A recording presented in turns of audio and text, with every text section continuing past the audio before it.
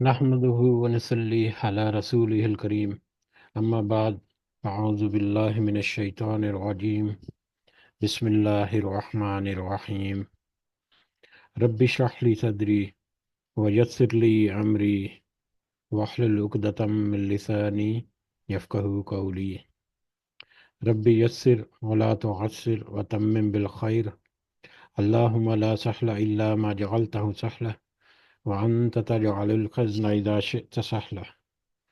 اللهم انفعنا بما علمتنا وعلمنا ما ينفعنا وزدنا علما آمین یا رب العالمین۔ آج ہم انشاءاللہ اللہ کے خاص فضل و کرم سے، اس کی خاص رحمت اور توفیق سے سورۃ البقرہ شروع کریں گے، اور اس سے پہلے سورۃ الفاتحہ جو ہم نے اس سے پہلے پڑھی اس کا ترجمہ ایک دفعہ دہرائیں گے۔ سب سے پہلے ہم اسی کی حمد اور اسی کا شکر اور اسی کی تعریف کرتے ہیں جس نے ہمیں یہ وقت اور یہ مہلت عطا فرمائی، جس نے ہمیں یہ وسائل، یہ سہولیات، یہ ٹیکنالوجی، یہ رزق اور بے شمار انعام و اکرام اور فضل و کرم ہمارے اوپر کیا، اور خاص کر جس نے ہمارے دلوں میں یہ ڈالا کہ ہم اس بابرکت کلام کو سمجھنے کی کوشش کریں۔ اللہ تعالیٰ سے دعا ہے کہ اس کوشش میں ہمیں استقامت نصیب فرمائے، اس کی صحیح سمجھ اللہ تعالیٰ ہمیں عطا فرمائے، اس کے ذریعے سے اللہ ہمیں اپنی اور اپنے ساتھیوں کی اصلاح کرنے کی توفیق عطا فرمائے، اور دنیا کے ساتھ ساتھ اللہ ہمیں آخرت کی کامیابی اور بھلائی اور اپنا خاص فضل و کرم ہمارے شامل حال رکھے۔ آمین یا رب العالمین۔ اس سے پہلے ہماری جو 3 قرآن مجید کی مجلسیں ہوئیں، اس میں ہم نے دیکھا کہ سب سے پہلے دن قرآن مجید کی اہمیت، اس کو سمجھ کر پڑھنے کی اہمیت، اس کی فضیلت، اس کے بہت سارے بنیادی جو معلومات تھی قرآن مجید کے بارے میں۔ اس کے بعد سورہ فاتحہ کے ضمن میں ہم نے دیکھا اعوذ باللہ من الشیطان الرجیم یا تعوذ یہ کیا ہے، اور یہ ہماری روزمرہ کی زندگی میں تعوذ کی، اعوذ باللہ کی کیا اہمیت ہے، کیا عمل دخل ہے۔ اور پھر ہم نے یہ بھی دیکھا کہ بسم اللہ یا بسم اللہ الرحمن الرحیم یا آیت بسم اللہ جو ہے اس کی وہ کیا ہے، اور اس کی ہمارے روزمرہ کی زندگیوں میں کیا اہمیت ہے، کیا فضیلت ہے۔ اور اس کے بعد سورۃ الفاتحہ جب ہم نے شروع کی تو سورۃ فاتحہ کے پہلے 2 کلمات یا پہلے 2 الفاظ الحمدللہ، اس کی ہماری زندگیوں میں، ہمارے روزمرہ کے معمولات میں کیا اہمیت ہے، کیا فضیلت ہے، وہ کس قدر اہم کلمات ہیں۔ ان تینوں کلمات یا ان تینوں جو موضوعات ہیں، اعوذ باللہ، بسم اللہ اور الحمدللہ، یہ تینوں کلمات یا تینوں جو اذکار ہیں وہ ہماری زندگیوں میں بہت گہرا اثر رکھتے ہیں، بہت سارے مختلف معاملات میں، ہمارے روزمرہ کے صبح شام کے اذکار میں، ہماری روزمرہ کی دعاؤں میں برکت حاصل کرنے کے لیے، اللہ تعالیٰ کی پناہ کو طلب کرنے کے لیے، شیطان مردود سے بھی اور بہت ساری اور دیگر چیزوں سے بھی اللہ تعالیٰ کی پناہ حاصل کرنے کے لیے، اللہ تعالیٰ کی پناہ میں آنے کے لیے، طلب کرنے کے لیے اعوذ باللہ، اور پھر اپنے امور میں، روزمرہ کے کاموں میں، نیک کاموں میں برکت حاصل کرنے کے لیے، ان کی افادیت کو بڑھانے کے لیے، ان کی حفاظت کے لیے، ان کو بخوبی انجام دینے کے لیے بسم اللہ کی کیا اہمیت ہے۔ پھر الحمدللہ کہ اللہ کا شکر اور اس کی تعریف جو ہے وہ دعاؤں کے ساتھ بہت ساری اور بہت سارے اذکار میں اس کا شامل ہونا، یہ ہمارے لیے ہماری روزمرہ کی زندگیوں میں بہت ہی اہمیت کی حامل ہے۔ ان کو جب بھی آپ روزمرہ کے اذکار دیکھیں تو بطور خاص ان کو نوٹ کریں کہ کتنے یہ ہماری زندگیوں میں بہت سارے مختلف جگہوں پر آتے ہیں۔ جیسا کہ اگر ایک یہ فائل دیکھیں تو اس میں ہمارے پاس تعوذات جو ہیں یا اعوذ باللہ سے شروع ہونے والی دعائیں، یا اس کس طرح سے ہم اور کن کن چیزوں سے ہم اللہ تعالیٰ کی پناہ جو ہے وہ طلب کرتے ہیں، یہ کچھ چھوٹی سی ایک تحریر ہے جس میں روزمرہ کے معاملات میں بہت سارے ہیں شیطان کے قل ربی اعوذ بک من ہمزات الشیطان و اعوذ بک ربی ان یحضرون، یہ سورۃ المومنین کی آیت، مومنون کی، جس میں رب سے کہیے کہ میں شیطانوں کے وسوسوں سے تیری پناہ مانگتا ہوں، اور اس سے بھی کہ وہ میرے پاس آئیں، کہ میں شیطانوں کو میرے پاس آنے کے جو شر ہے اس سے بھی تیری پناہ مانگتا ہوں۔ اللہم انی اعوذ بک من عذاب جہنم ومن عذاب القبر ومن فتنة المحیا والممات ومن شر فتنة المسیح الدجال۔ یہ نماز کے جو سلام سے پہلے کی دعا ہے، جو یہ بہت اہم دعا، مسنون دعا جو ہے، جس میں بہت ساری چیزوں سے، جہنم سے اور عذاب القبر سے اور فتنۃ المحیا والممات، یعنی زندگی اور موت کے فتنوں سے اور مسیح دجال کے شر سے محفوظ رہنے کے لیے اللہ تعالیٰ کی پناہ جو ہے دعا طلب کی جاتی ہے۔ بہت اہم دعا ہے یہ، جو مسنون دعا ہے، جو ہمیں سلام سے پہلے پڑھنے کی جو سنت ہمیں سنت نبی صلی اللہ علیہ وسلم جو ہے وہ ہمیں اس کی طرف رہنمائی کرتی ہیں۔ اس کے علاوہ بہت ساری ایسی دعائیں جو ہیں اعوذ باللہ سے متعلقہ، اسی طرح سے بسم اللہ سے متعلقہ بھی اگر ہم دیکھیں تو بہت سارے کام جو روزمرہ کی زندگی میں ہم کرتے ہیں ان کا آغاز بسم اللہ سے کی جاتا ہے۔ بہت ساری دوسری چیزیں، بسم اللہ لا یضر مع اسمہ شیء فی الارض ولا فی السماء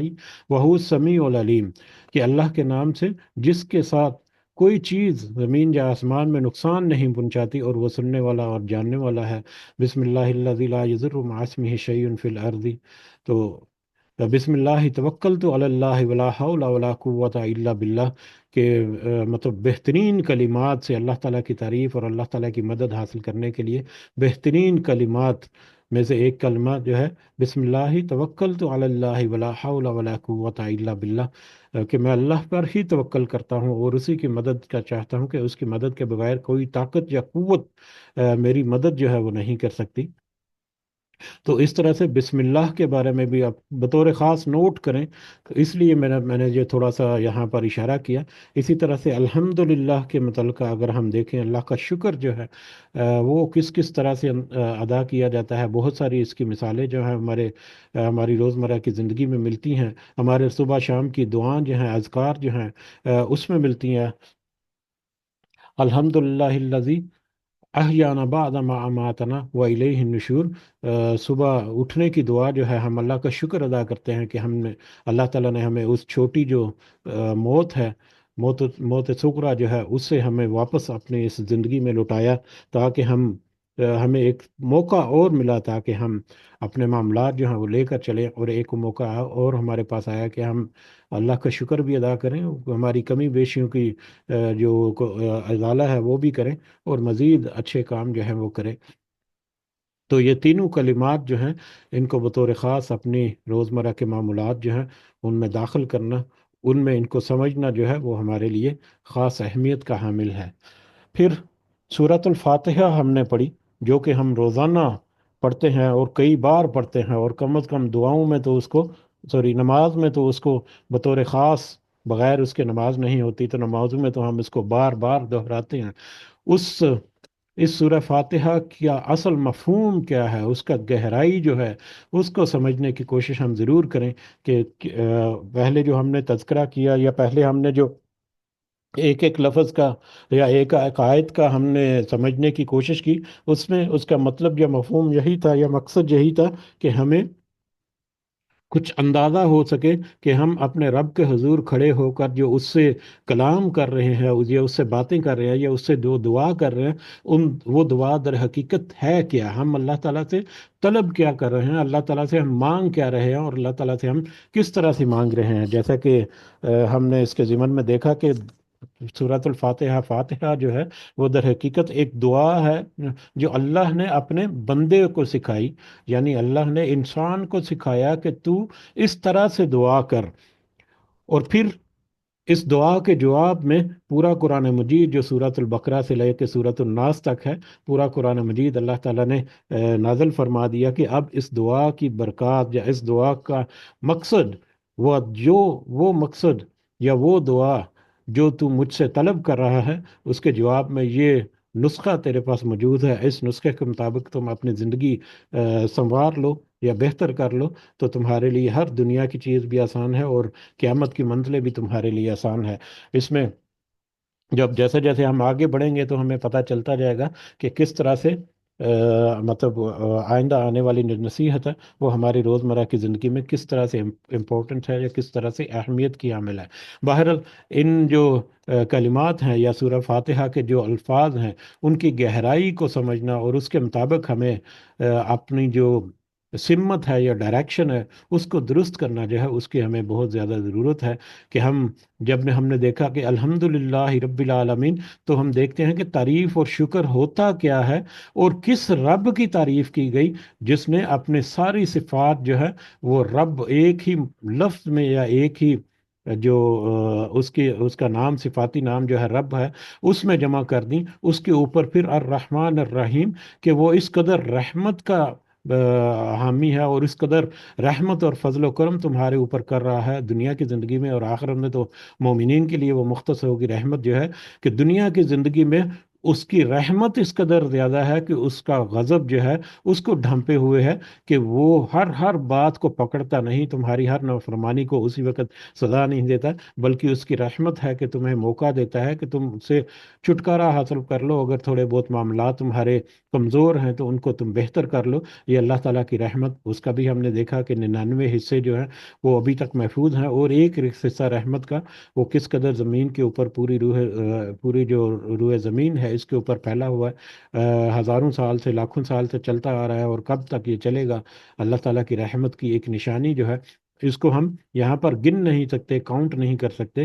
اور پھر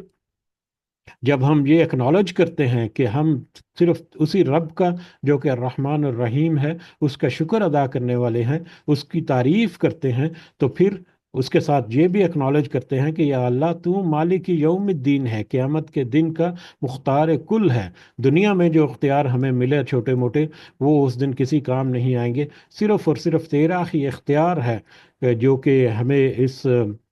قیامت کے عذاب سے چھٹکارا دلا سکتا ہے، جہنم سے بچا سکتا ہے۔ تو مالک یوم الدین کے کہہ کر ہم نے یہ بھی اکنالج کر لیا کہ دنیا میں تو نے جو ہمارے اوپر رب کی حیثیت سے یا الرحمن الرحمن کی برکت سے جو فضیلتیں نوازی، اس کے اوپر قیامت کے دن تو ہی ہمارا بادشاہ ہوگا کہ صرف اور صرف تیرے فضل و کرم سے ہماری وہاں پر نجات ہوگی۔ اور جب اس انداز سے ہم اللہ کا شکر ادا کرتے ہیں، اس کی تعریف کرتے ہیں، تو پھر ہم اپنا ایکنالج کرتے ہیں یا اپنا عمل بیان کرتے ہیں۔ ہمارا پہلا عمل جو اس سورہ میں ہمیں ملتا ہے، ایاک نعبد، ہم صرف تیری ہی عبادت کرتے ہیں۔ یہ سارا ایکنالجمنٹ کر کے ہم اس بات کو ایکسیپٹ کرتے ہیں، ایکنالج کرتے ہیں کہ صرف تو ہی ہے واحد اور اکیلا جو کہ لائق عبادت ہے، لائق پرستش ہے، لائق بندگی ہے، کہ اسی کی اطاعت جو ہے وہ ہے، اس کے علاوہ کسی اور کی اطاعت جو ہے ممکن نہیں۔ تو ہم یہ اکنالج جب کرتے ہیں تو اس کے بعد ہم دعا کرتے ہیں کہ ہم صرف اور صرف تجھ ہی سے مدد چاہتے ہیں۔ اب جب سارا کچھ اکنالجمنٹ ہوگی تو ہم تیری مدد چاہتے ہیں، تو اتنا عظیم و شان ذات باری تعالیٰ ہے، تو ہم صرف تیری ہی مدد چاہتے ہیں یا تجھ ہی سے مدد چاہتے ہیں کہ تیرے علاوہ کوئی نہیں جو ہماری مدد کر سکتے دنیا کے معاملات میں، اس زندگی کو گزارنے میں، اس زندگی کو سنوارنے میں، اور پھر قیامت کے دن کامیابی سمیٹنے میں ہم صرف تیری ہی مدد مانگتے ہیں۔ اور ہم نے مدد کیا مانگی اللہ تعالیٰ سے؟ سب سے اہم نقطہ جو اس سورہ مبارکہ میں آپ کو نوٹ کرنا ہے، جو کہ ہم آگے جا کر ہم تھوڑا سا اس کے ہمارے اوپر یہ واضح ہوگا کہ ہم نے در حقیقت اپنے رب سے مانگا کیا۔ اہدنا الصراط المستقیم، ہم نے اپنے رب سے سیدھے راستے کی یا سیدھے راستے کی ہدایت یا سیدھے راستے کی رہنمائی جو ہے وہ طلب کی۔ اب یہ سیدھا راستہ کیا ہے؟ یہ سیدھا راستہ ہی ہے جو قرآن مجید ہمارے ساتھوں میں اللہ تعالیٰ نے مطلب محفوظ صورت میں تھما دیا کہ یہ ہے وہ سیدھا راستہ جس کو تم طلب کرتے ہو یا جس کی تم دعا کرتے ہو، روزانہ ریپیٹ کرتے ہو بار بار یہ دعا اپنی نمازوں میں بھی اور نمازوں کے علاوہ بھی، اہدنا الصراط المستقیم، ہمیں سیدھے راستے کی دعا اس کی ہدایت یا رہنمائی جو ہے یا اللہ ہمیں عطا فرما۔ اور ہم اس دعا کو اہدنا الصراط المستقیم، اس دعا کو ہم فردر فائن ٹیون کرتے ہیں۔ ہمیں یہ سوچنا چاہیے کہ ہم نے یہ صرف دعا، ہماری بہت ساری دعائیں ہیں جو ظاہری دنیا میں، یہ اللہ تعالیٰ نے ہمیں سب دعا سکھائی کہ اگر تم کامیاب ہونا چاہتے ہو دنیا میں بھی اور آخرت میں بھی تو اس طرح سے دعا کرو۔ تو یہ دعا ہمارے روزمرہ کی زندگی میں بہت ساری دعائیں ہیں جن کو ہماری روزمرہ حاجت ہوتی ہے. ہمیں رزق کی طلب رہتی ہے، ہمیں صحت کی تندرستی کی طلب رہتی ہے، ہمیں عزت کی طلب رہتی ہے، ہمیں نقصان سے بچنے کے لیے بہت سارے معاملات ہیں ان کی طلب رہتی ہے، ہمارے بیماری سے دور ہٹنے یا بیماری سے چھٹکانے کے لیے، ہمارا چھٹکارا حاصل کرنے کے لیے ہمیں بہت ساری اللہ تعالیٰ کی مدد کی ضرورت ہوتی ہے. لیکن سب سے زیادہ اہم اور سب سے زیادہ جو بنیادی جو مدد اللہ تعالیٰ کی چاہیے، درکار ہے ہمیں اس دنیا کو گزارنے کے لیے، وہ ہے اللہ تعالیٰ کی طرف سے ہدایت. اہدنا الصراط المستقیم. پھر اس دعا کو ہم نے فائن ٹیون کس طرح سے کیا کہ یہ راستہ جو سیدھا ہمیں دکھا کہ وہ راستہ عام راستہ نہیں، بلکہ وہ خاص راستہ دکھا، صراط الذین انعمت علیہم، ان لوگوں کا راستہ جن پر تو نے انعام کیا. اس سے پہلے ہمارے بہت ساری مثالیں جو ملتی ہیں ہماری ہسٹری میں، جو کامیاب لوگ ہیں، جو دنیا میں بھی کامیاب ہوئے اور آخرت میں بھی کامیاب ہوئے، یا اللہ ہمیں ان لوگوں کا راستہ دکھا. اور ان لوگوں کے ضمن میں ہم نے کچھ ریفرنسز کوٹ کیے تھے کہ وہ لوگ کون ہیں جو کامیاب ہیں دنیا کی زندگی میں بھی اور آخرت کی بھی زندگی میں بھی. نبیین ہیں، صدیقین ہیں، صالحین ہیں اور شہداء ہیں. جو نیک عمل کرنے کی کوشش کرتا ہے وہ اگر ان نبیوں کے، ان صدیقین، سچ اور حق پر کھڑے ہو جانے والے، ڈٹ جانے والے لوگوں کے، اور اللہ کے راستے میں شہید ہو جانے والوں، اور نیک صالحین جو ہیں جنہوں نے ان کا راستہ چوز کر لیا. ہمیں آگے جا کر بہت ساری وضاحتیں مل جائیں گی کہ یہ لوگ کون تھے اور ان کی کیا فضائل تھے یا ان کے کیا اعمال تھے جن کی وجہ سے ان کو اللہ تعالیٰ نے نعمتیں جو ہیں وہ عطا کی، دنیا میں بھی اور آخرت کی زندگی میں بھی. اور پھر ہم اس کو پھر مزید ہم واضح کرتے ہیں اسی دعا میں کہ یا اللہ ہمیں وہ راستہ نہ دکھا دینا ان لوگوں کا، غیر المغضوب، جن پر تو نے غضب کیا، ولدالین، اور نہ ہی ان لوگوں کے راستے پہ ہمیں ڈال دینا جو گمراہ ہو گیا تیرے اس راستے سے یا تیرے اس صراط مستقیم سے، جب جب تو نے ان کو وہ راستہ دکھایا. ہم سے پہلے کچھ قومیں یا کچھ لوگ ایسے گزرے جن کو تو نے راستہ دکھایا، لیکن وہ اس راستے کو انہوں نے چھوڑ کر اپنی منمانیاں شروع کر دی. یا اللہ ہمیں ان کے راستے سے بچانا، بلکہ ان کے راستے سے بھی جن پر تو نے اپنی سزائیں دیں، جن کے تو نے غضبناک ہوا دنیا کی زندگی میں، اور آخرت میں بھی ان کے اوپر پھر غضبناک قسم کا عذاب ہوگا. تو اس کے بارے میں بھی ہم نے دیکھا تھا کہ غضبناک مغضوب ہوا اللہ تعالیٰ یہود پر، اور گمراہ ہو گئے دنیا میں نصارہ جو ہیں کہ جن کے سامنے تو بہت ساری چیزیں کھل کر سامنے آ گئیں، لیکن اس کے باوجود وقت کے ساتھ ساتھ انہوں نے اپنا جو اصل مفہوم، اصل جو دین ہے، ان کا بھی دین جو ہے وہ اسلام ہی تھا، اس کو انہوں نے چھوڑ دیا، بھلا دیا، پس پش ڈال دیا، اور وہ گمراہی کی زندگی میں، گمراہی کی پستیوں میں چلے گئے. تو یہ دعا جو ہے یہ در حقیقت اللہ تعالیٰ کی طرف سے ہم جو مانتے ہیں، اس میں بہت اہم باتیں ہیں. اور کس رب تعالیٰ جو ہے، باری تعالیٰ جو ہے، اس کے حضور ہم کھڑے ہو کر مانگ رہے ہیں. اور سب سے اہم حصہ جو ہم اس میں مانگتے ہیں، اہدنا الصراط المستقیم، کہ ہمیں سیدھے راستے کی رہنمائی دے، سیدھے راستے کی طرف ہدایت دے. یہ جو ہے سیدھا راستہ اہدنا الصراط المستقیم، اس کو بطور خار اپنے ذہنوں میں رکھیں اور بطور خاص اس کی دعا کرتے رہیں. جو سیدھے راستے پر آ گیا اور جس نے سیدھے راستے کی ہدایت پا لی، اس کے لیے دنیا کی کچھ آزمائشیں، تکلیفیں جو ہیں وہ بھی بے ضرر ہو جائیں گی. اس کے لیے اس راستے پر چلنا جو ہے وہ بھی آسان ہو جائے گا، اور اس کے لیے وہ راستہ جو ہے وہ ہموار ہوتا چلا جائے گا، آسان ہوتا چلا جائے گا، اور واضح ہوتا چلا جائے گا. تو بہرحال یہ سورۃ الفاتحہ گو کہ جو اس کا حق ہے یا جو اس کا صحیح ایک ایک تسلی ہے اس سورہ فاتحہ کو مکمل طور سے سمجھنے کی، اور اس کے بہت سارے مختلف پہلو جو ہیں ان کو جاننے کی، وہ یقیناً ہم نہیں کر پائے. لیکن اس کے باوجود ان الفاظ کی گہرائی کو ہم دوبارہ سے جب سوچیں اور دوبارہ سے ہم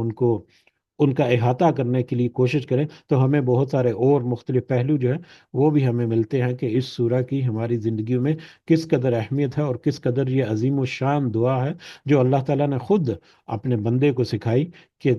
تو میرے حضور جب کھڑا ہو تو اس طرح سے مجھ سے دعا کر، تو پھر دیکھ جتنے تہہ دل سے تو دعا کرے گا اتنا ہی گہرا اثر تو پائے گا، اور اتنی ہی گہری نصیحت، اور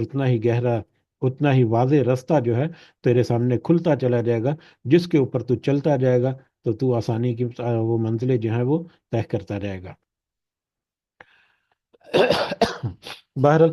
آج ہم انشاءاللہ سورۃ البقرہ جو ہے اس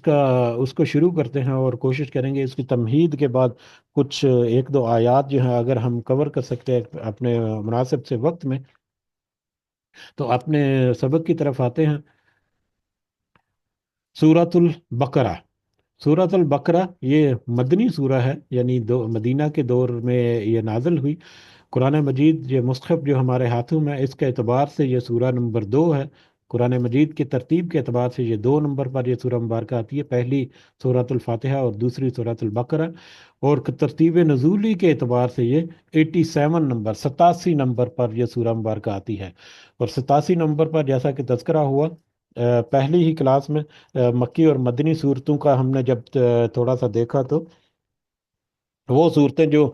مکہ کے دور میں نازل ہونا شروع ہوئیں وہ مکی صورتیں ہیں، اور جو مدینہ کے دور میں یا ہجرت مدینہ، جب نبی کریم صلی اللہ علیہ وسلم ہجرت کر کے مدینہ پہنچ گئے، اس کے بعد جو صورتیں نازل ہونا شروع ہوئیں وہ ساری مدنی صورتیں ہیں۔ تو یہ مدنی صورتوں میں سب سے پہلی مدنی سورہ ہے، جو کہ جس کا نزول جو ہے وہ شروع ہوا، اس لیے یہ مدینہ کی اولین صورتوں میں سے ہے۔ اس میں ٹوٹل 286 آیات ہیں اور 40 رکوع ہیں، 40 رکوع اور 286 آیات پر مشتمل سورۃ البقرہ، جو کہ ایک مدنی سورہ ہے، جس کو ہم آج آغاز کریں گے، یا جس کو ہم آج شروع کریں گے انشاءاللہ۔ بقرہ، صورتوں کے نام جو ہیں وہ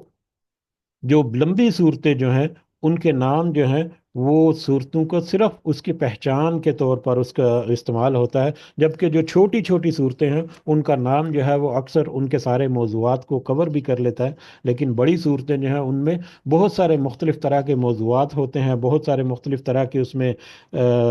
مطلب احکامات بھی ہو سکتے ہیں، اس میں کچھ قصص بھی ہو سکتے ہیں، یعنی کچھ پرانی پچھلی قوموں کے قصے وغیرہ، اور لوگوں کے رویے، اور بہت سارے مختلف موضوعات ہوتے ہیں۔ تو کسی ایک نام میں تو سارے موضوعات کور نہیں ہوتے، لہٰذا اس کی پہچان کے لیے اس کا نام جو ہے وہ مختص کیا جاتا ہے، اور اکثر نام جو ہے وہ نبی کریم صلی اللہ علیہ وسلم سے بھی منسوب ہے کہ انہوں نے مطلب تجویز کیے۔ بہرحال البقرہ جو ہے اسی سورہ مبارکہ میں گائے، اس کا مطلب ہے گائے، بقرہ۔ اردو میں بکرا جو ہے وہ تو دوسری کاف سے ہوتا ہے، جو کہ چھوٹا جانور جو ہے اس کے لیے، لیکن یہ بقرہ ہے جو کہ گائے کے لیے استعمال، جس کا مطلب ہے گائے۔ اس سورہ مبارکہ میں گائے کا ایک پورا واقعہ جو ہے بڑی تفصیل کے ساتھ جب آئے گا تو ہم اس کو دیکھیں گے، تو لہٰذا اس واقعے کی بنیاد پر اس کے نام یا اس کے پہچان کے لیے اس کا نام جو ہے البقرہ رکھا گیا یا مختصر کیا گیا۔ صحیح مسند احمد کی ایک روایت ہے کہ نبی کریم صلی اللہ علیہ وسلم نے فرمایا،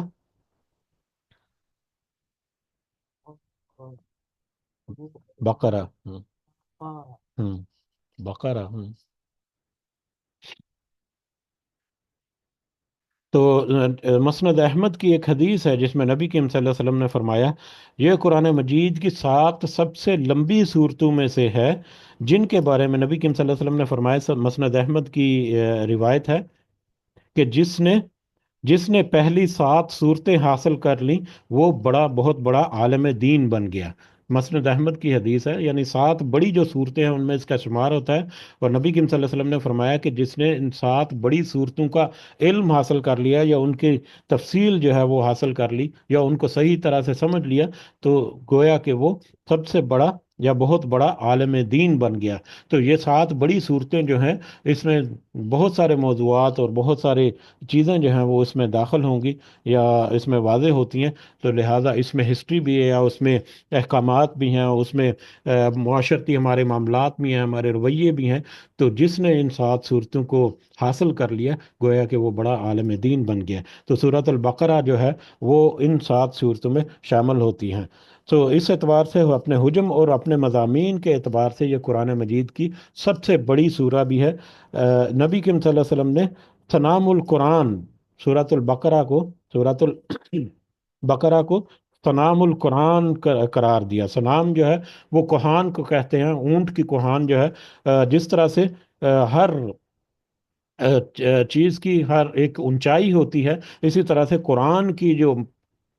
چوٹی کا جو مقام، یا ایک چوٹی کی جو سورت یا سب سے افضل صورتوں میں سے ایک صورت جو ہے وہ سورت البقرہ بھی ہے۔ اس لیے نبی کریم صلی اللہ علیہ وسلم نے اس کو سنام القرآن یا قرآن کی قرآن کی کوہان سے اس سورہ مبارکہ کو مشابہت دی۔ یہ زمانہ نزول کے بارے میں اگر ہم اس کا تذکرہ کریں تو جیسا کہ تذکرہ ہوا، یہ مدینہ کی اولین صورتوں میں سے ایک صورت ہے، لیکن یہ سب اس کے ساتھ ساتھ یہ سب سے بڑی صورت بھی ہے۔ تو سب سے پہلے مدینہ میں یہ نازل ہونا شروع ہوئی، لیکن اس قدر وسیع یا اس قدر بڑی سورہ ہے یہ کہ اس میں نبی کریم صلی اللہ علیہ وسلم کے مدینہ ہجرت کے فوراً بعد کے بھی کچھ معاملات ہیں، یا اس کی آیات ہیں، اور یہ نبی کریم صلی اللہ علیہ وسلم کے آخری زمانہ جو ہے اس کی بھی کچھ آیات، یا اس میں نازل ہونے والی کچھ آیات جو ہیں وہ بھی اس سورہ مبارکہ میں ملتی ہیں۔ اس اعتبار سے اگر دیکھا جائے تو یہ سورہ مبارکہ تقریباً پورا جو مدنی دور ہے نبی کریم صلی اللہ علیہ وسلم کا، یہ پورا مدنی دور میں مختلف اوقات میں جو آیات وغیرہ نازل ہوتی رہیں وہ اس سورہ مبارکہ میں شامل ہیں۔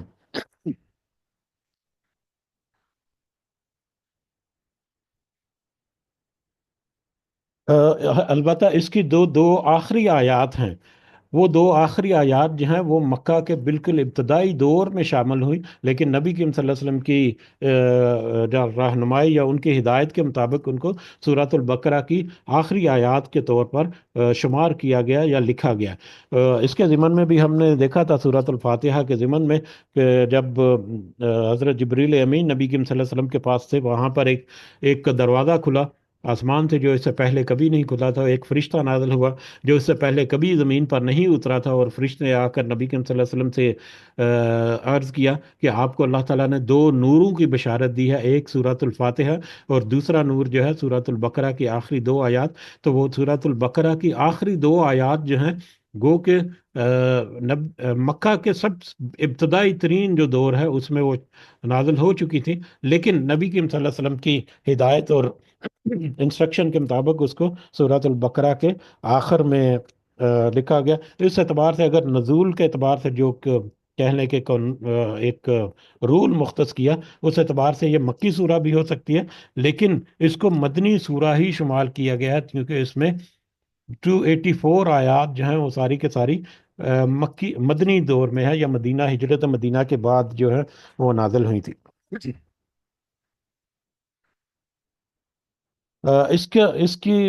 اس کے نزول کو سمجھنے کے لیے ہمیں یہ بھی ضروری ہے کہ اس وقت کے حالات و واقعات جو ہیں ان کا تذکرہ ہم ہلکا سا کریں۔ گو کہ بہت زیادہ تفصیل کی یہاں پر ہمیں ضرورت نہیں، اور نہ ہی ہمارے پاس اتنا یعنی کہ وقت بھی ہمارے پاس تھوڑا محدود رہتا ہے، لیکن البتہ مکہ اور مدینہ کا جو ایک ایک بنیادی فرق ہے دونوں ادوار کا،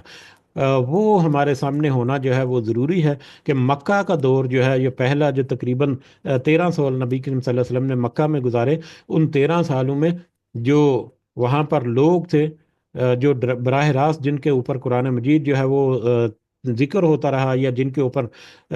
براہ راست تلاوت ہوتی رہی، یا جو براہ راست جن سے خطاب ہوتا رہا، جو وہ مشرکین تھے، اور مشرکین جو ہے وہ شرک کرنے والے تھے، وہ بالکل نابل تھے، بالکل مطلب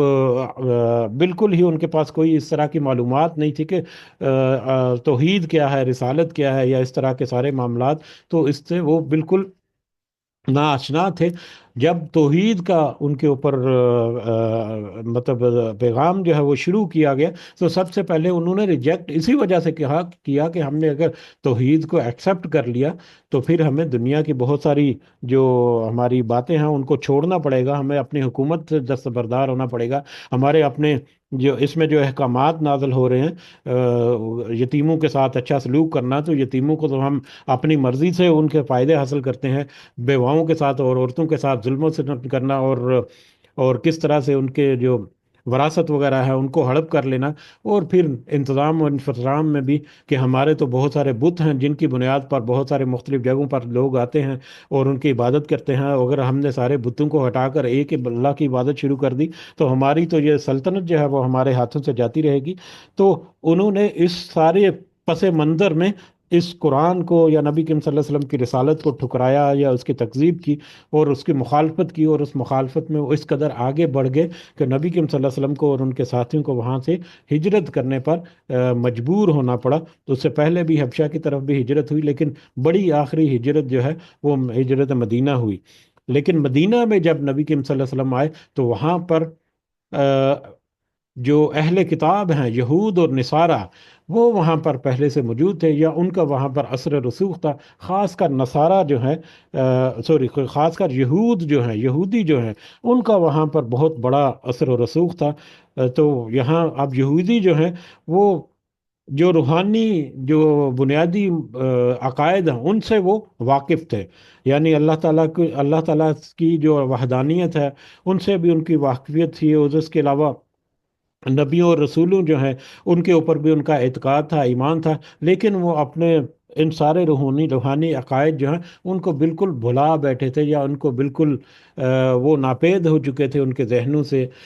بالکل ان کے ذہنوں میں وہ خلط ملط ہو چکے تھے، اور فرسودہ قسم کے رسومات جو ہیں وہ اپنا چکے تھے۔ اصل جو ان کی کتابوں کی یا ان کے نبیوں اور رسولوں کی جو تعلیمات تھی وہ اصل کو بھلا چکے تھے، اور اپنی تخریفات کے مطابق بہت ساری جو چیزیں ہیں ان کے مطابق وہ اپنے فرسودہ جو خیالات ہیں ان کے مطابق وہ اپنی زندگیاں گزارتے تھے، اور اس کے مطابق وہ لین دین اور دیگر معاملات جو ہیں وہ بھی کرتے تھے۔ اور جب نبی کریم صلی اللہ علیہ وسلم وہاں پر ہجرت کر کے گئے تو اس کے بعد سب سے بڑا جو دشمن جس کا وہاں پر سامنا تھا وہ تھا یہود و نصارہ، اور خاص کر اس میں یہودی۔ نصارہ جو ہے پھر بھی وہ کچھ قدرے بہتر تھے، یا وہ نصارہ کی بہت بڑی تعداد، ایک بڑی تعداد جو ہے انہوں نے اسلام بھی قبول کیا، لیکن یہودی جو ہے وہ اپنے مخالفت میں اس قدر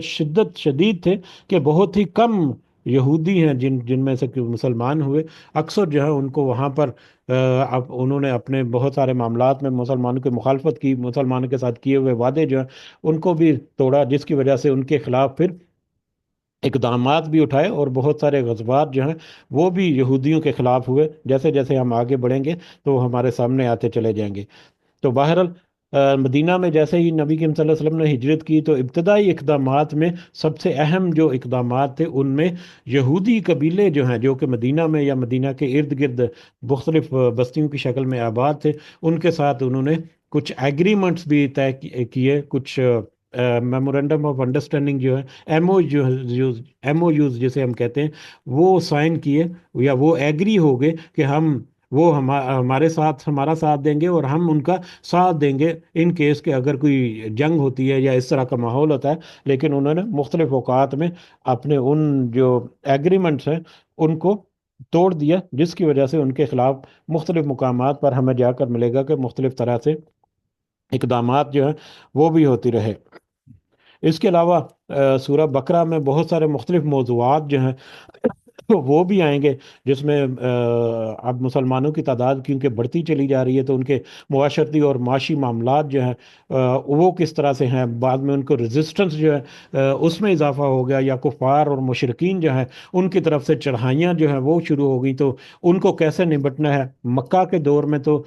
کچھ ڈیفینسو قسم کی پالیسی رہی کہ اپنے آپ کو ڈیفینسو موڈ میں رکھنا ہے، لیکن اب مسلمانوں کی تعداد جو ہے وہ طاقت جو ہے اس میں بھی بتدریج اضافہ ہو گیا، تو اب اس کو رسپانس کیسے کرنا ہے، اس جو ایک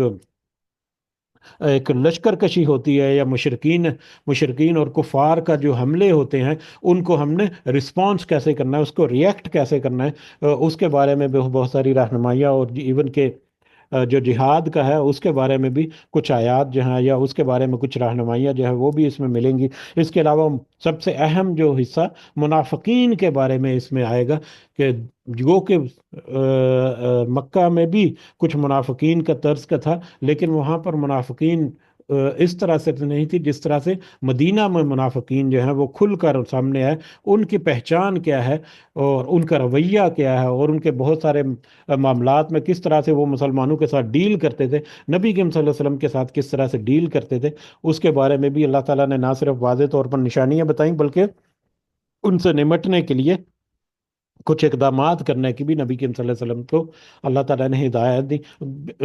یعنی کہ بہت سارے مختلف طرح کے موضوعات جو ہیں وہ ہمیں سورہ بقرہ میں ملیں گے۔ اس سورہ بقرہ کی ایک خاص اہمیت اور فضیلت بھی ہے جو ہمیں بہت ساری احادیث میں ملتی ہے،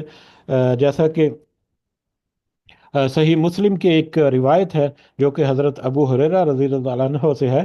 کہ نبی کریم صلی اللہ علیہ وسلم نے فرمایا، اپنے گھروں کو قبرستان مت بناؤ، اپنے گھروں کو قبرستان مت بناؤ، بے شک شیطان اس گھر سے نکل جاتا ہے جس گھر میں سورۃ البقرہ پڑھی جاتی ہے، جس گھر میں سورۃ البقرہ پڑھی جاتی ہے اس گھر سے شیطان جو ہے وہ نکل جاتا ہے۔ تو یہ ایک اس کی سورہ بقرہ کی تلاوت جو ہے، اور تلاوت جو ہے وہ تو عام الفاظ میں ہم اردو میں جب تلاوت کہتے ہیں تو اس کا مطلب یہ ہے ترتیل سے پڑھنا یا بس اس کو روانی کے ساتھ پڑھنا، لیکن اس کو سمجھ کر پڑھنا جو ہے وہ یقیناً اس کی خاص اہمیت ہے۔ اس کے علاوہ بھی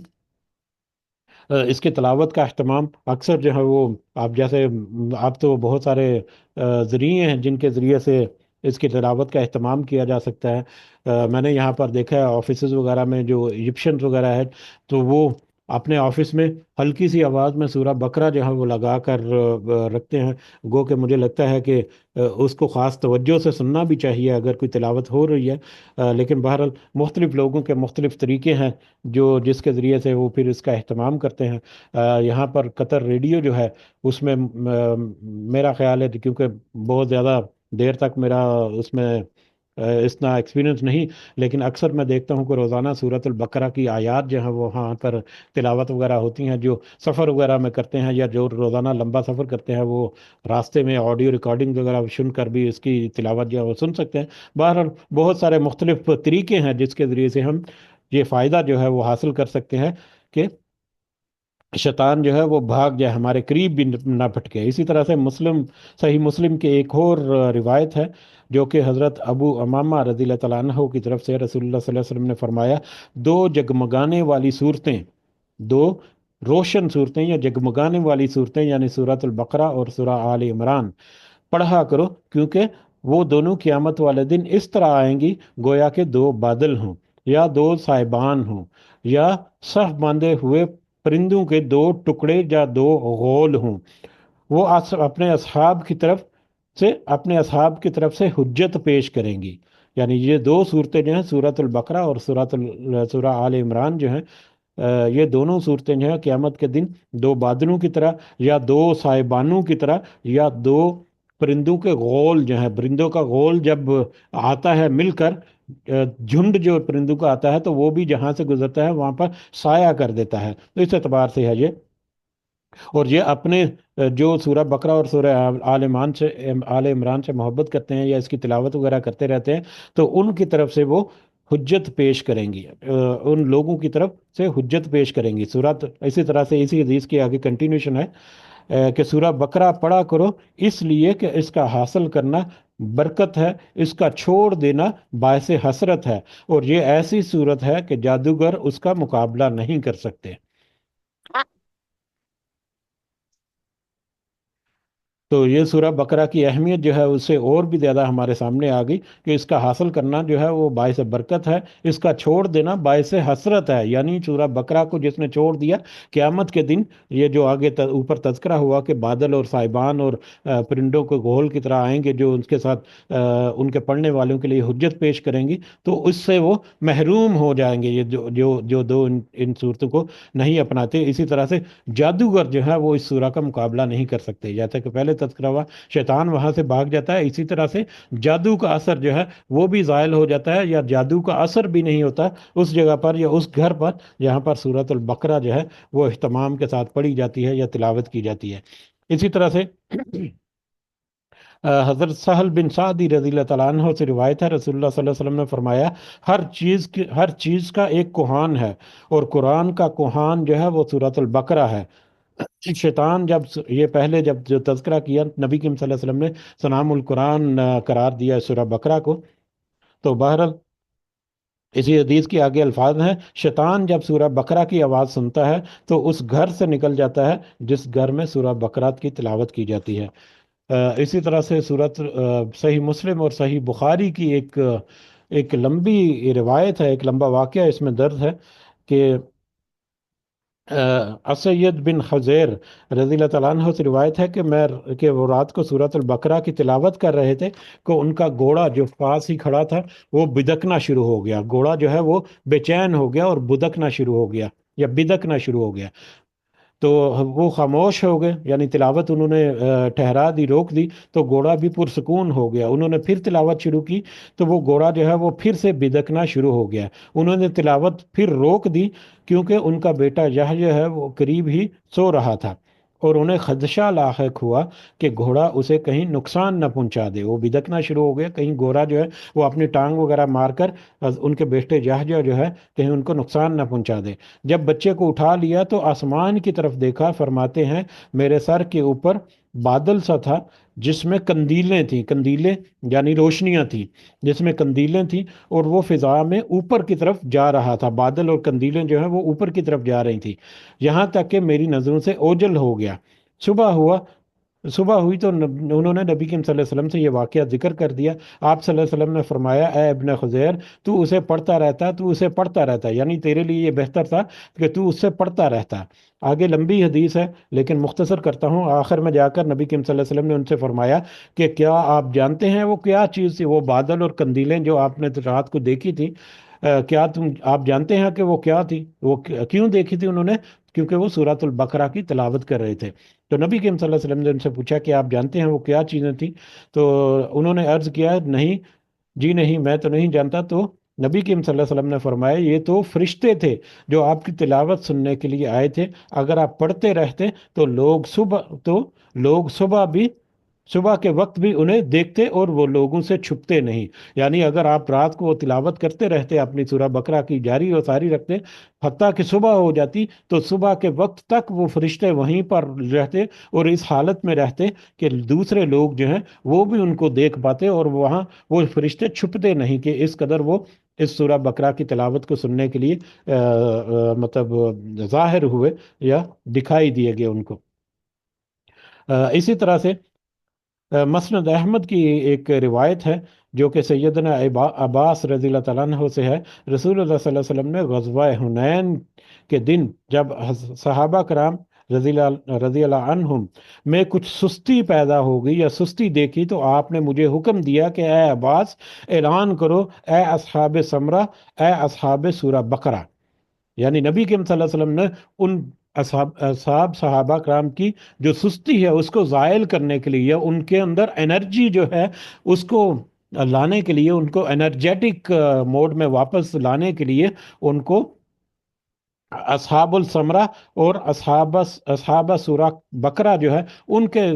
نام سے یا اس انداز سے ان کو پکارنے کا یا مطلب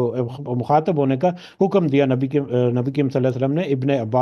عباس رضی اللہ تعالیٰ عنہ کو، سوری۔ تو اصحاب سمرہ جو ہے، سمرہ جو ہے وہ ایک درخت ہے، کیکر کا درخت، جس کے نیچے بیعت رضوان ہوئی تھی۔ یہ پھر بعد میں تفصیل جب آئے گی اس کو ہم دیکھ لیں گے۔ اور اسی طرح سے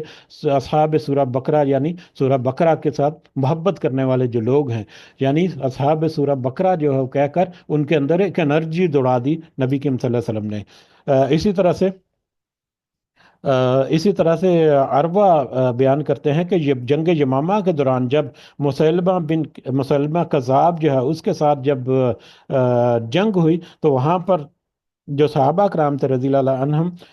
وہ ایک دوسرے کو یا اصحاب سورۃ البقرہ، یا اصحاب سورۃ البقرہ کہہ کر ایک دوسرے کو مخاطب کرتے تھے یا ایک دوسرے کو پکارتے تھے۔ یعنی صحابہ کرام جو ہے وہ ایک دوسرے کو اصحاب البقرہ جو ہے یا اصحاب سورہ بقرہ جو ہے وہ کہہ کر پکارتے تھے۔ تو یہ یعنی کہ اس قدر اصحاب کرام کی محبت تھی سورۃ البقرہ سے۔ تو اس اعتبار سے ہم دیکھیں تو یہ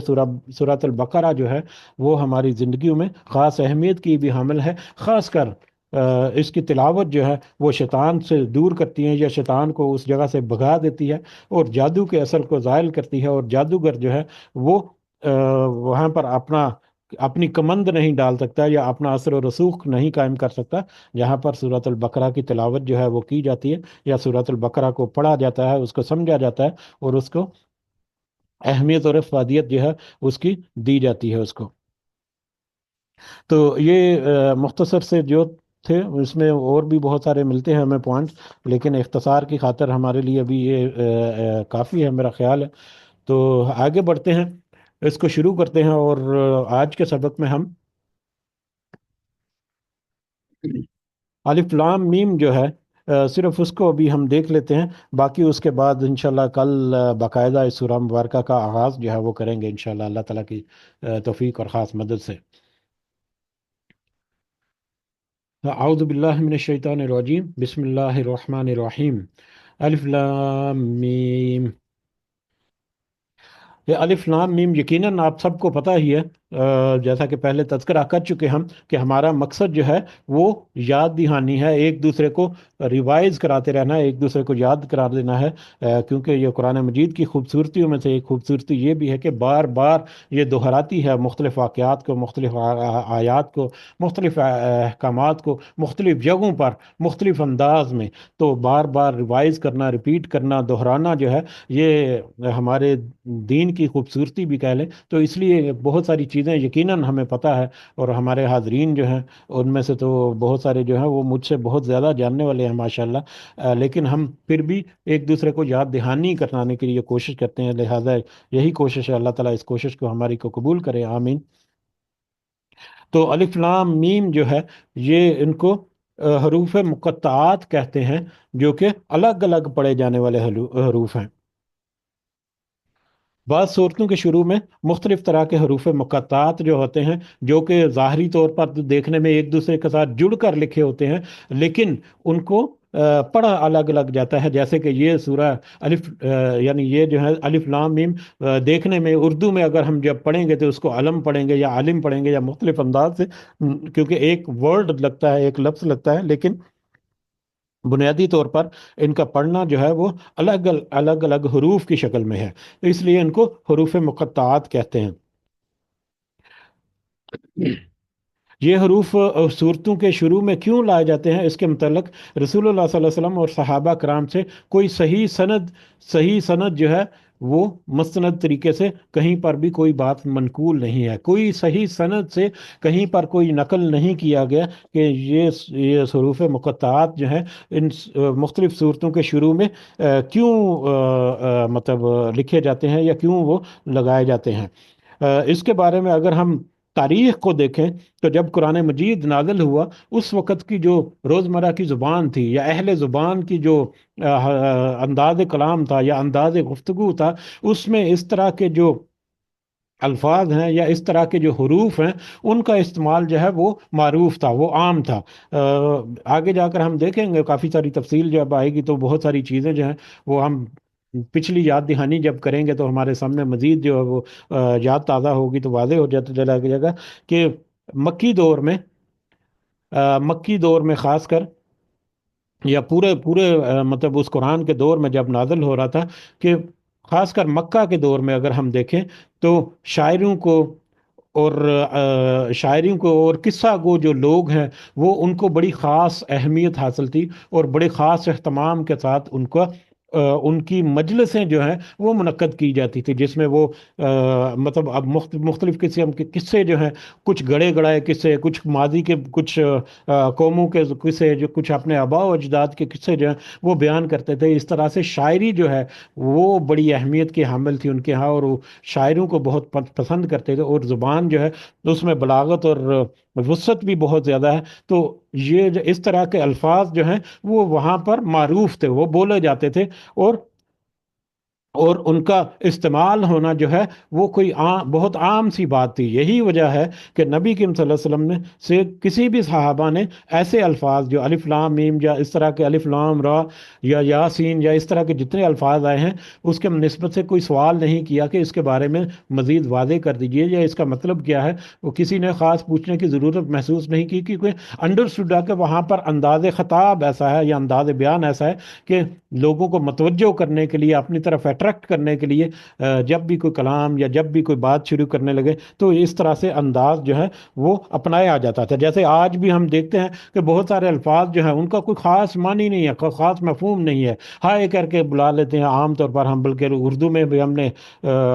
مطلب استعمال کرنا شروع کر دیا ہائے. تو ہائے جو ہے وہ ایکچولی دیکھا جائے تو وہ کوئی خاص کا معنی نہیں ہے، بہت سارے معنی اس کے ساتھ منسوب ہو چکے ہیں، لیکن وہ کوئی خاص لفظ نہیں ہے، کوئی خاص طریقہ نہیں ہے کہ جس کے ذریعے سے اٹریکٹ کیا جائے. لیکن ہاں دوسروں کی توجہ جو ہے وہ حاصل کرنے کے لیے اس طرح کے الفاظ وہ جو ہیں وہ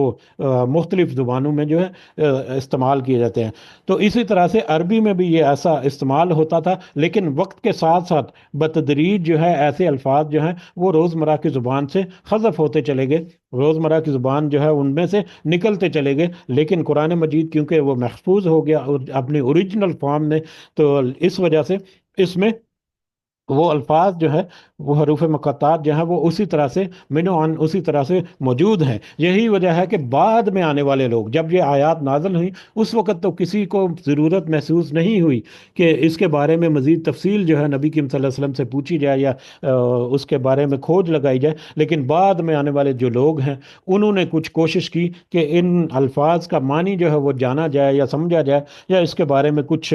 بات کی جائے. بہت سارے جو لوگ ہیں انہوں نے مختلف انداز سے اس کو سمجھنے کی کوشش کی، لیکن کسی بھی طور پر کسی بھی جو صاحب ہے یا کسی بھی جو لوگ ہیں جنہوں نے اپنی تعویلیں کی یا اپنی کوشش کی، اس کو کوئی اتھینٹسٹی نہیں ملی، اس کو کوئی پذیرائی نہیں ملی، کیونکہ مستند احادیث وغیرہ سے ان کی کوئی تفصیل جو ہے وہ نہیں ملتی تھی. ہاں البتہ یہ بات ضرور ہے کہ یہ الفاظ ہیں، سوری حروف ہیں، اور یہ حروف جو ہیں وہ قرآن مجید کا حصہ ہے، اور قرآن مجید کا اسی طرح سے حصہ ہیں جس طرح سے باقی آیات اور باقی الفاظ جو ہیں یا باقی حروف جو ہیں وہ حصہ ہیں. جیسا کہ ترمذی میں ہے، حضرت عبداللہ بن مسعود رضی اللہ تعالیٰ عنہ وہ بیان کرتے ہیں کہ رسول اللہ صلی اللہ علیہ وسلم نے فرمایا جو شخص اللہ کی کتاب میں سے ایک حروف پڑھے تو اس کے لیے ایک نیکی لکھی جاتی ہے، اور ہر نیکی کا اجر جو ہے اس کا 10 گنا ہے. میں یہ نہیں کہتا کہ الف لام میم ایک حرف ہے، بلکہ الف ایک حرف ہے، لام ایک حرف ہے، اور میم ایک حرف ہے. یعنی الف حرف پڑھنے پر بھی 10 نیکیاں ہیں، لام حرف جو ہے وہ پڑھنے پر بھی 10 نیکیاں ہیں، اور میم حرف پڑھنے پر بھی 10 نیکیاں ہیں. تو یعنی قرآن مجید کا ہر لفظ جو ہے وہ 10 نیکیاں جو ہے منیمم 10 نیکیاں کیری کرتا ہے. اسی اعتبار سے یہ الف لام میم جو ہے یا جتنے بھی حروف مقطعات ہیں وہ برابر قرآن مجید کے دوسرے حروف کی طرح برابر جو ہے وہ فضیلت رکھتے ہیں، برابر قرآن کا حصہ ہیں، اس میں کسی قسم کے کوئی شک و شبہ کی گنجائش نہیں ہے. اب یہ الف لام میم یا اس طرح کے حروف مقطعات سے متعلقہ کچھ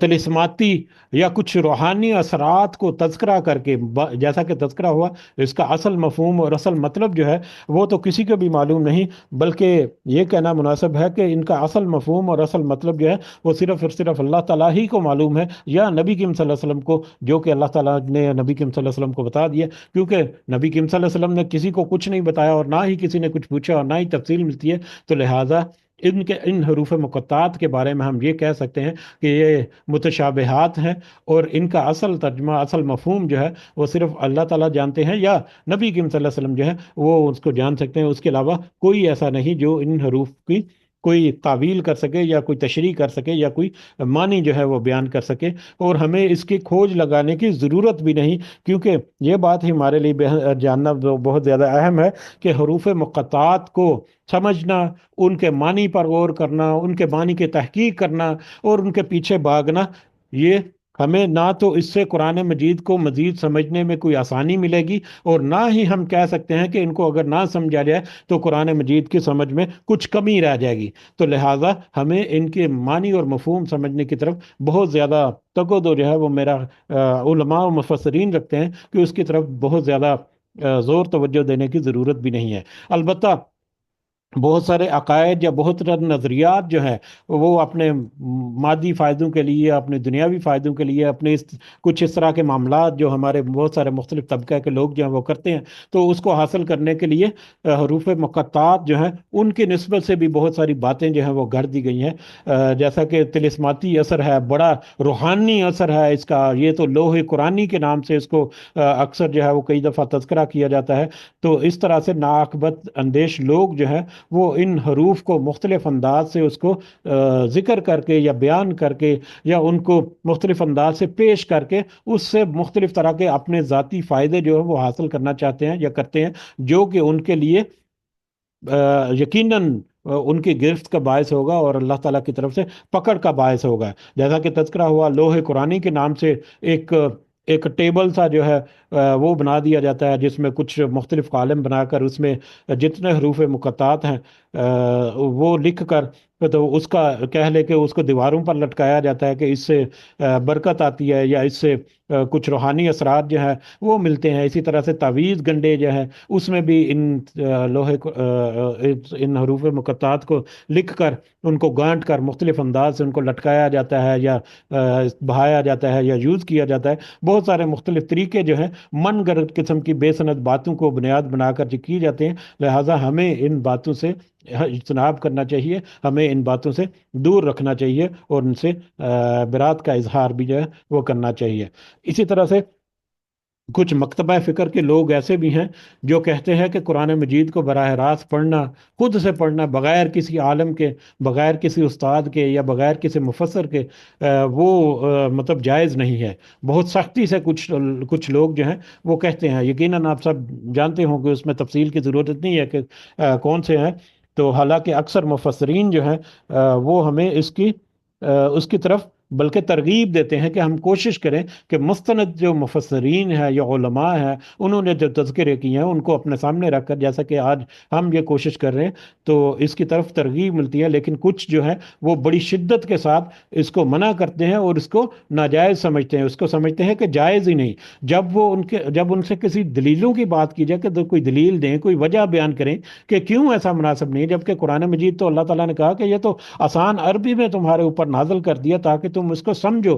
اس کے اوپر غور و فکر کرو۔ قرآن مجید تو بار بار غور و فکر کرنے کی، تو اس پر وہ کچھ دلیلیں بے تکی قسم کی دیتے ہیں۔ ان دلیلوں میں سے ایک دلیل یہ ہے، اگر تم قرآن مجید کو سمجھ سکتے ہو تو ذرا بتاؤ الف لام میم کا ترجمہ کیا ہے، ذرا بتاؤ یاسین کا مطلب کیا ہے کوئی عالم، ہے کوئی بندہ جو یاسین کا یا الف لام میم کا ترجمہ بتا سکے؟ تو بندہ ان سے پوچھے کہ بھائی اگر کسی عالم اور مفسر کو بھی پتا نہیں تو عام قاری کو کیسا پتا ہوگا؟ اور آپ یہ جو دلیل دے رہے ہیں، آپ کس بنا پر دلیل دے رہے ہیں؟ بہرحال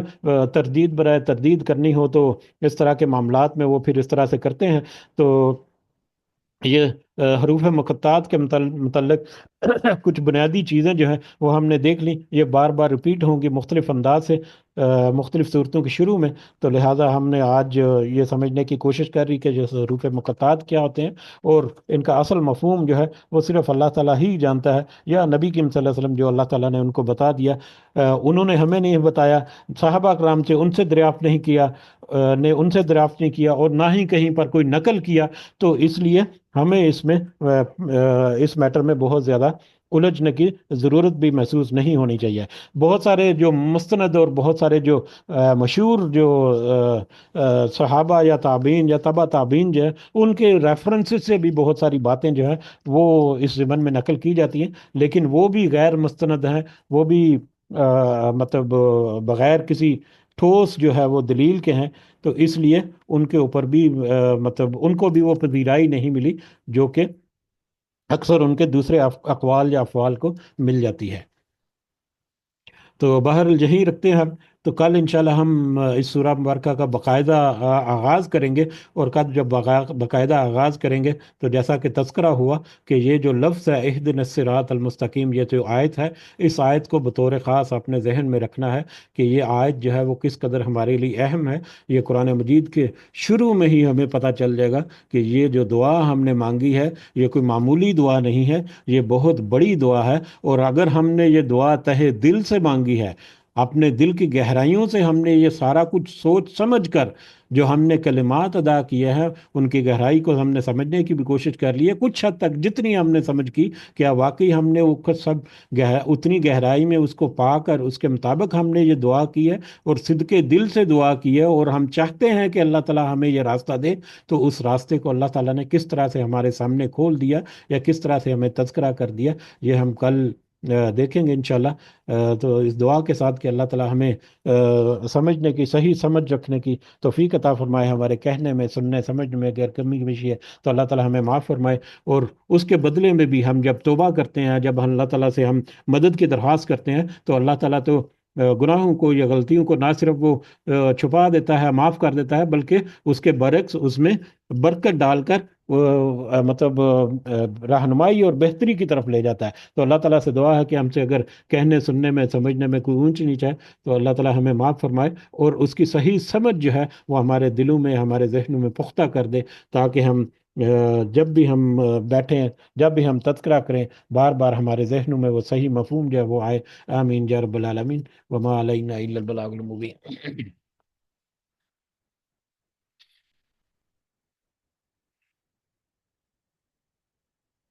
جی، اگر کچھ اضافہ آپ کی نظر میں ہے تو آپ کر سکتے ہیں، جزاکم اللہ خیرا کثیرا۔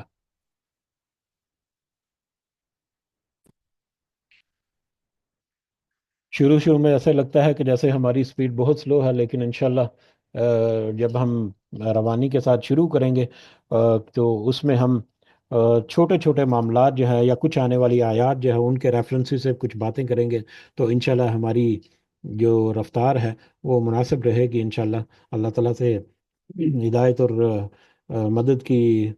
توفیق ہے انشاءاللہ، اللہ تعالیٰ ضرور ہمیں مدد کرے گا، آمین۔ دعا میں ضرور یاد رکھیں ہم سب کو، اللہ تعالیٰ ہمارے ہم سب کا حامی ناصر ہو، ہمارے سارے معاملات میں اللہ تعالیٰ اپنی خاص مدد اور خاص رہنمائی کرے، ہمارے معاملات جو ہیں اللہ تعالیٰ وہ آسان کرے، ہماری حاجات کو اللہ تعالیٰ قبول کرے، نیک اور جائز حاجات جو ہیں ان کو اللہ تعالیٰ ہمارے لیے آسان کر دے، ہماری مشکلات کو اللہ تعالیٰ ہم سے آسان کرے۔ ہمارے بہت سارے معاملات ہیں، کاروبار کے ہیں، جابس کے ہیں،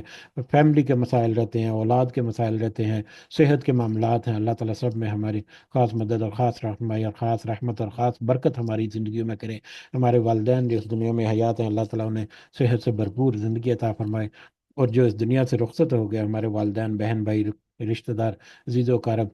سب کو اللہ تعالیٰ اپنے خاص رحمت سے اور فضل و کرم سے ان کی برزخ کی زندگی جو ہے وہ بھی ان کے لیے آسان کرے، اور آخرت میں ان کو کہ جنت الفردوس جو ہے وہ عطا فرمائے، آمین یا رب العالمین۔ رب ارحمہما کما ربیانی صغیرا، رب ارحمهما كما ربياني صغيرا، رب ارحمهما كما ربياني صغيرا، ربنا آتنا في الدنيا حسنة وفي الآخرة حسنة وقنا عذاب النار، ربنا ظلمنا أنفسنا وإن لم تغفر لنا وترحمنا لنكونن من الخاسرين، ربنا تقبل منا إنك أنت السميع العليم وتب علينا إنك أنت التواب الرحيم، سبحان ربك رب العزة عما يصفون وسلام على المرسلين والحمد لله رب العالمين، سبحانك اللهم وبحمدك أشهد أن لا إله إلا أنت أستغفرك وأتوب إليك، جزاكم الله خيرا كثيرا، السلام عليكم ورحمة الله وبركاته۔